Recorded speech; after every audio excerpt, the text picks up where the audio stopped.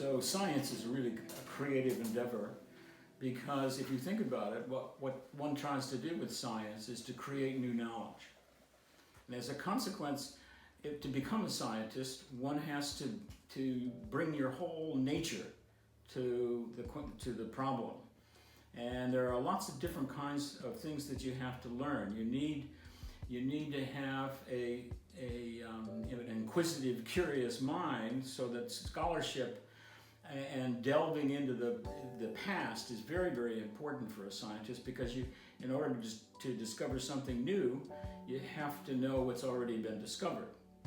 So you have to be a scholar, and you also have to be a technician and good technically in terms of how you plan experiments and how much thought you put into them, how meticulous you are, and it's always the attention to detail, and the person who does that the best, it really rises above one of the other persons is trying to do exactly the same kind of an experiment.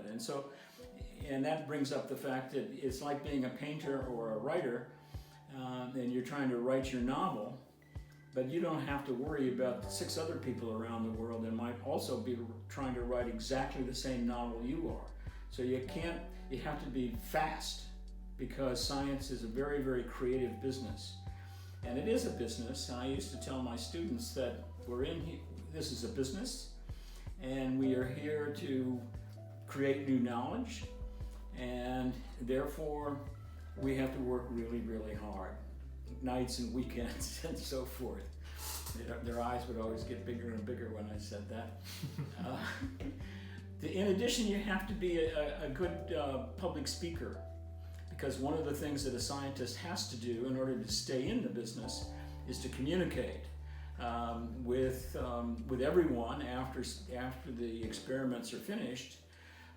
But in addition, one has to be a good writer, and so that all of those skills are really important and to bring into the whole process in order to be able to create new knowledge. And finally, you used to have this picture of these lone nerdy scientist in these small closet-like laboratory, shifting test tubes up and down.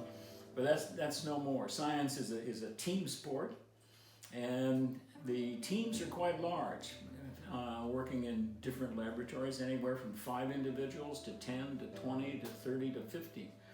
And the scientist who's leading that team has to be a really, really good manager of people and manager of groups of people to get them all on the same page, moving all in the same direction. And for the most part, students who work up through the ladder from, primary, secondary, college, graduate, or medical school, by the time they get into the science years, they're really competing with the creme de la creme and the ones that are at the tippy tip top.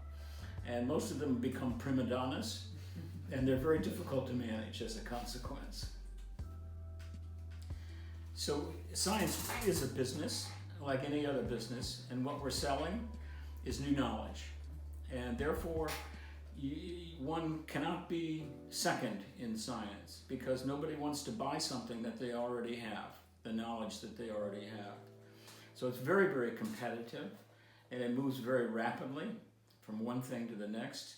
And because it's a very creative kind of an endeavor, you have to come up with something new for the most part. It's like I used to say to my students, it's like being a rock and roll singer. You get 1 gold record, and then people want to know, so where's the 2nd gold record? And so the fact of the matter is that the way you sell your new knowledge that you've created is that you talk about it, and you also write about it. You write about it in papers that then hopefully are reviewed by your peers. And that's a very shaky time, because some of the peers that might be reviewing your papers are probably doing exactly the same experiments you are.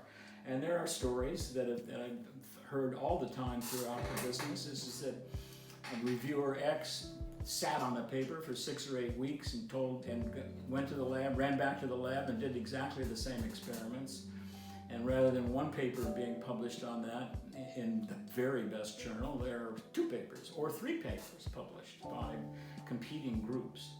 So the papers are important, and at least so far in our business, because the next thing you need to do is then take those papers and work them into a research grant on what you're going to do next, that you send off to usually the government, but also private agencies and so forth, because as the leader of the group, you're responsible for the salaries of all the people that are working in your group. And the problem is that if you run out of money and they have to find new jobs, it's like a mom and pop grocery store. If you lose your best people, you quickly find yourself out of business. What happened? So as an example of the difficulty of maintaining the money coming into your lab that usually pays a large portion of your own salary as well as everybody else's salary in the lab, the technicians, the graduate students, and the postdocs and young faculty. And so that if you lose your grant or you cannot renew another grant, that's a major problem. And I was just starting. We had just discovered the IL-2 molecule, and we were in the process, and we discovered the IL-2 receptor, and we just cloned T cells, and I sent off a renewal of the one grant that I had, and I got the review back saying that they didn't really believe that you could do what I said I was doing, and so they didn't give me funding on that, and so I took the rest of the money, or some of the money left in my grant, and I drove down to Bethesda, where the National Cancer Institute, the NIH is, National Cancer Institute, and I talked to the people who are the bureaucrats in charge of that, and I said, I'll never forget, because I said, so how do you play this game? And they sort of laughed at me, and they said, it's not a game, Dr. Smith, and so forth. It's very serious business.